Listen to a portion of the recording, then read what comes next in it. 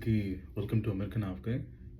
ఇప్పుడు పరిస్థితి బయట ఏం జరుగుతుందో మీ అందరికీ తెలుసు కాబట్టి, నేను కొన్ని విషయాలు మీకు సీరియస్‌గా చెప్దాం అనుకుంటున్నా. దయచేసి ఎవరైనా పని చేస్తుంటే మాత్రం ఇప్పటికన్నా కొంచెం బ్రెయిన్ వాడి పని చేయడం మానేసేయండి ప్లీజ్. అది వీసా వయలేట్ చేసినట్టే. అది కూడా కాకుండా కొంతమంది స్టూడెంట్స్ సివిస్ యాక్టివ్‌లో ఉందో లేదో కూడా చూసుకోవట్లేదు. దయచేసి నా మాట వినరా నాయన ప్లీజ్. ఇప్పుడు పరిస్థితి చాలా భయంకరంగా ఉంది. మాకు షికాగో శాంచురీ సిటీ ఇది. శాంచురీ సిటీలో కూడా శాంచురీ స్టేట్స్ కొన్ని ఉంటాయి. అంటే ఏంటంటే ఇల్లీగల్ ఇమిగ్రెంట్స్ అందరూ వచ్చి ఒక సేఫ్ హెవెన్ లాగా ఇక్కడ సెటిల్ అవుతారు. ఇప్పుడు అవన్నీ పైన ట్రంప్ గారు పీకేసేటట్టున్నాడు.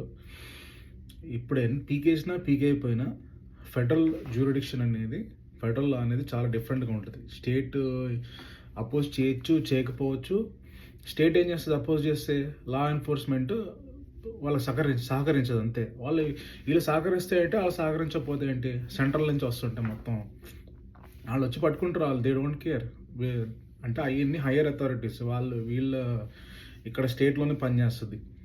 సో జాగ్రత్తగా ఉండండి. మనం ఎందుకు వచ్చాం?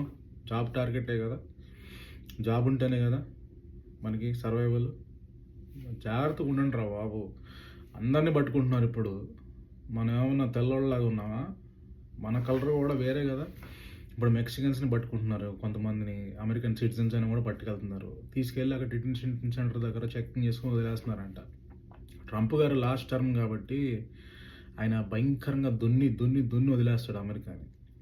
ఇప్పుడు ఎగ్జాంపుల్గా ఏంటంటే మన ఎన్టీ రామారావు గారు ₹2 కిలో బియ్యం పెట్టి ఎంత పేరు సంపాదించాడు. సేమ్ ఒక లెగసీ క్రియేట్ చేసుకుంటున్నాడు డొనాల్డ్ ట్రంప్. ఆయన పేరు ఎప్పుడు గుర్తుండాలని, ఏదో ఒక విషయం ఉండాలి కదా మరి. ఎంతమందిని డిపోర్ట్ చేశాడు, అమెరికాని ఎంత చేంజ్ చేశాడని పేరు ఉండిపోవాలని. సో జాగ్రత్తగా ఉండండి.